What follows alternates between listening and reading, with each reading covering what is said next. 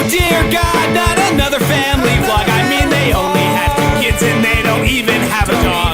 Those kids, they're kinda cute and the wife is kinda hot, but the father of the family definitely is not. But he's funny, maybe a little bit chubby.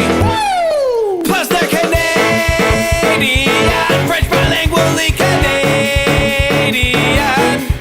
They're the family.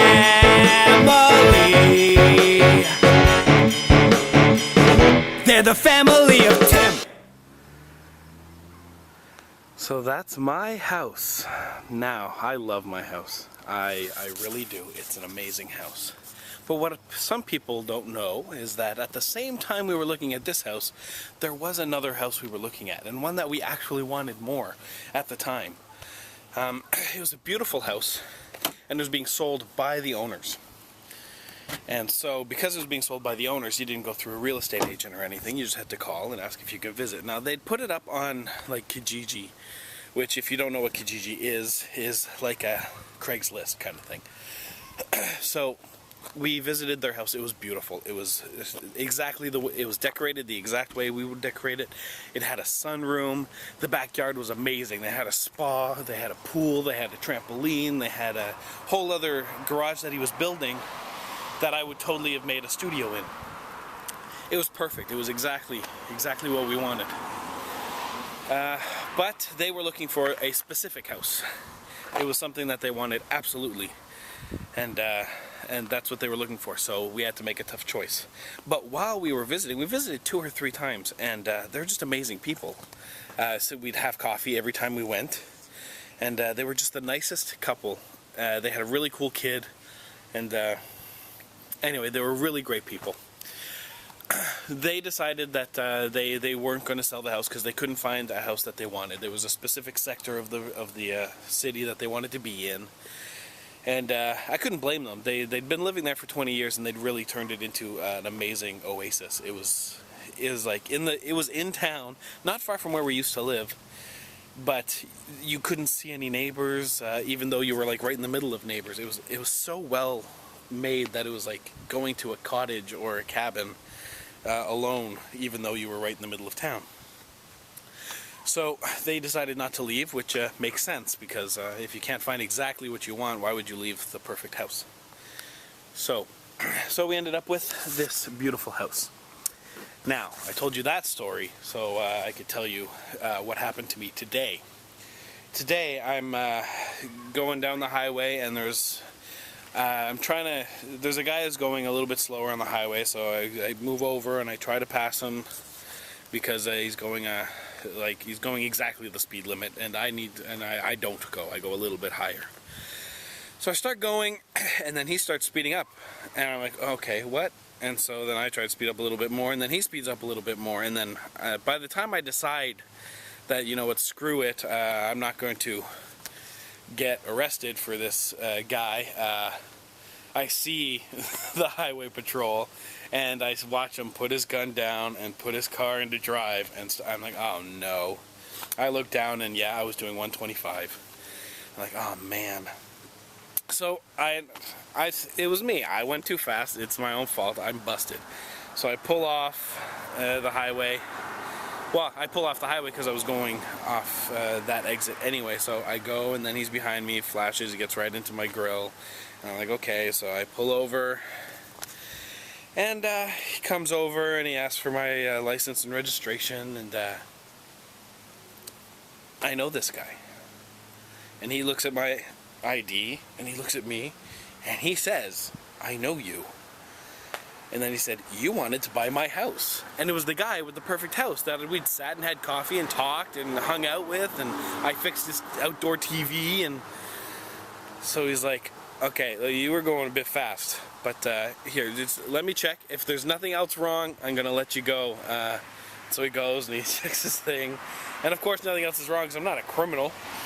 And so he comes back and he gives me the thing, and then we spend another 5 minutes talking because his wife was going to quit her job to go to the government, but apparently she tried it out for a week. She got the okay from her current employer to try it out, take a little bit of vacation time, and after 1 week of 1 hour traffic in the morning, she decided that she doesn't want to do that. She's only got about 5 more years of work anyway, and she's been working at her company for a very, very long time, so she's like pensioned and everything. So she's still doing that, and they're still at the house, and they've decided not to move, and they really like it, and they, anyway. So we talked some more, and that's just it. It's just, it pays to be nice to people. It pays to try to be friendly. It pays to be interested. So for me, it paid a lot, because 25 kilometers over the speed limit would have cost like $200 or something. It would have been, yeah, you know, some money that I don't want to spend. But it was just really cool to see him again. That was like even better than not getting the ticket, is to like see them again. We'll see him again. So that was cool for me. The rest of today is not going to be as cool. Well, it's going to be fine for me. But my wife is getting her wisdom teeth pulled out in a couple hours, actually. I got to go to Costco and pick up some stuff. Then I'm going to go pick her up, and we're going to go to. Oh, I should probably grab a book. I should bring a book. We're going to go to the dentist and get her teeth pulled out. So look forward to that. Hey, I wanted to wait till you were out of the bathroom to tell this story. Okay. Let's see if they're here. Well, they left a while ago. I go into the bathroom, and there's a... Well, you want to go that way? Yeah, we'll stop at the bookstore. It's right next door. I'm in the bathroom, and there's a guy, a handicapped guy with his motorized wheelchair, parked just in the interior, and he's like trying to hold himself up on the urinal while he's trying to pee. And I'm like, oh, that sucks. And then I see that the handicap stall is being used. And every time I use it, because look, the handicap stall is like the Cadillac of toilets. Yeah. That's where you want to go. You just feel there's more space.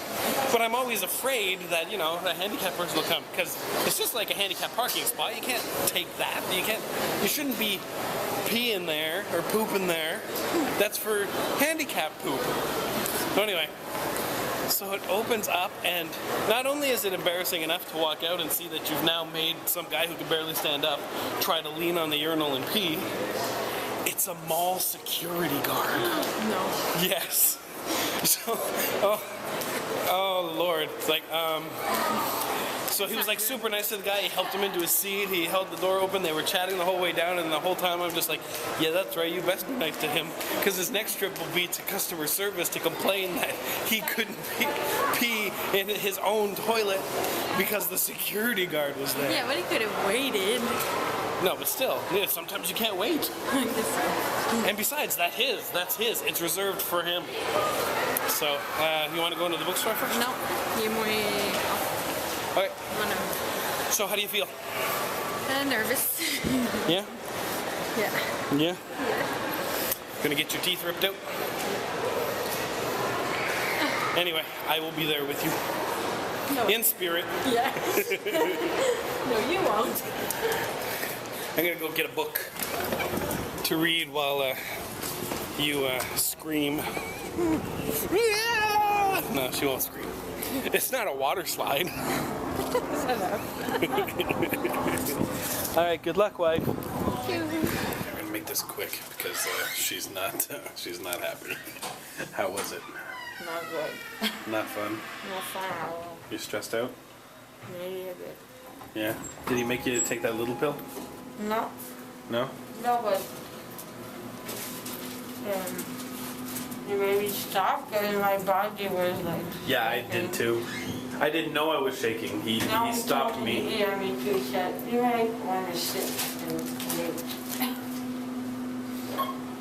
So, did he say it was easy at least? It was pretty quick. Yeah. On top, it took like a second for both. Yeah, that was me too. Yeah.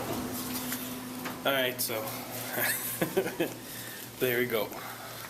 We'll leave my wife alone for a little bit. Hey, look who crawled out of bed. Hey, you don't have like a fat face. Yeah, you do. On this side, I feel Yeah. like it's big.